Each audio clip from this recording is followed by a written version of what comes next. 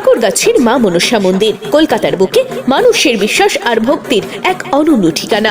কাকরগাছির মা মনসা মন্দির। আজ এই মন্দির শুধু একটি পূজার স্থান নয়, বরং হাজার হাজার মানুষের আশ্রয়স্থল হয়ে উঠেছে। শোনা যায় এখানে মা মনসা অত্যন্ত জাগ্রত।